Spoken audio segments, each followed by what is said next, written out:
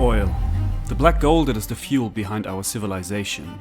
Everything we produce is dependent on it. Without oil, humanity would cease to exist. No energy, food supply deliveries, no medicine, transportation, or everything else we need in our daily life. Now, we face an overlooked and gigantic problem. We are running out of it. And we are running out fast. Not oil in general, but the cheap, accessible oil. What will happen when the supplies get short? Let's find out. And welcome to Dark New World. Peak oil. What started as a theory in 1956 became slowly reality. The peak oil theory states that conventional sources of crude oil, as of the early 21st century, either have already reached or are about to reach the maximum production capacity worldwide and will diminish significantly in volume by the middle of the century. Conventional oil sources are easily accessible deposits produced by traditional onshore and offshore wells, from which oil is removed via natural pressure, mechanical walking beam pumps, or well-known secondary measures such as injecting water or gas into the well in order to force the oil to the surface. The peak oil theory does not apply to so-called unconventional oil sources, which include oil sands, oil shales, oil extracted after fracking tight rock formations, and oil found in deep water wells far offshore. In short, any deposit of oil that requires substantial investment and labor to exploit. Proponents of peak oil theory do not necessarily claim that conventional oil sources will run out immediately and create acute shortages, resulting in a global energy crisis.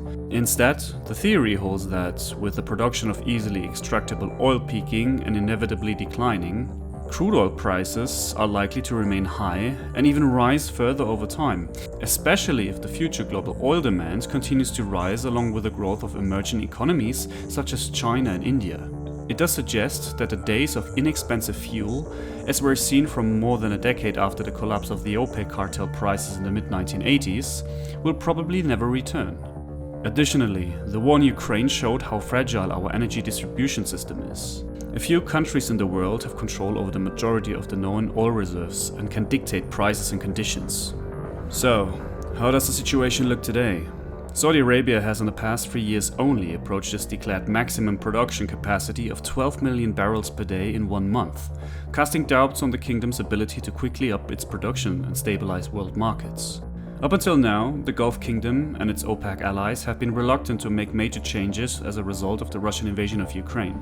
OPEC stuck to its slow production increases that were scheduled to reverse COVID-era cuts between March and June, and only recently agreed to up production quotas faster in the coming months in the light of the dramatic world market developments. Saudi Arabia's OPEC production quota for August 2022 stands at 11 million barrels per day, more than it has been in a long time, and still a whole million barrels a day below the country's elusive maximum quota. You would think that if the Saudis can produce more oil, then they would in this situation. No, not exactly. The Saudis can in fact produce more, but they might not want to. The high oil prices are actually good for the OPEC nations, and Saudi Arabia needs pressure like from Washington to increase production. But the main takeaway is that oil always was a highly contested resource. We fought dozens of wars in order to secure the supplies. Now in our world, with all the conflicts and the economic hardships, we cannot forget that even if we find oil, we may not be able to extract it because of the political situation or an ongoing conflict. In recent history, the top 3 producers have been the United States, Russia and Saudi Arabia. Each of these countries experienced major production declines at different times in the past, but since 2014 all 3 have been producing near their peak rates of 9 to 11 million barrels per day. Saudi Arabia and Russia are also on the top of the list of oil exporting countries. The monthly US oil production reached 12.86 million barrels per day in November 2019, the highest monthly level of crude oil production in US history. In May of 2019, the country became a net oil and gas exporter for the first time since 1953. With Russia, the second largest producer, is now under heavy sanctions, and Saudi Arabia will always use their position as a leverage for their interest. So for the West, the situation could look better. Now, can we see that we are behind the peak? This is hard to find out. We will know it years after we pass the point. Because peak oil doesn't necessarily mean that the world will run out of oil, but rather that we will run out of cheap oil. With a majority of our economy and everyday lives reliant on a steady supply of cheap oil and petroleum products, the stakes are obviously quite high when it comes to peak oil theory. A drop in oil supply would lead to a spike in oil and fuel prices, which would affect everything from the agriculture industry to the transportation industry to the technology industry. The consequences could be as serious as widespread famine, as food supplies dwindle down, or a mass exodus from metropolitan areas as the oil supply drops. At its worst, peak oil could lead to massive public unrest, geopolitical upheaval, and the unraveling of the fabric of the global economy. Which is what we're seeing right now, kinda. Of course, our situation is far too complex to define peak oil as the one reason, but it's exactly the scenario that is playing out in front of our eyes. I always wondered why companies are pushing for renewables so hard these days. It's a global movement to save the planet. But what I think about is, since when do companies really care about the environment? Usually it's the companies that pollute the planet the most, and the top-level CEOs and decision makers all know that their greenwashed products have absolutely no impact on the situation. But companies care about one thing and one thing only: profits. But what if we are past peak oil? And in order to be profitable, they need to force a change quickly. Because humans get into action when they're forced to. We could have transitioned to green energy years ago, but we haven't. Now there's a push. A really gigantic one. So I think it's not only climate change and the final awakening because we can now see the consequences, but also the fact that the times of cheap oil are over. Probably forever. And now, left without a choice, we push into the direction to save us. The problem is, in this case, humanity is a chain smoker. And now we got a cancer diagnosis. Even if we stopped smoking in this moment, the cancer is already there. We change when it's too late.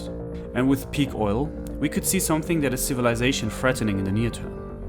Expensive oil means recessions, and a recession will spark conflict.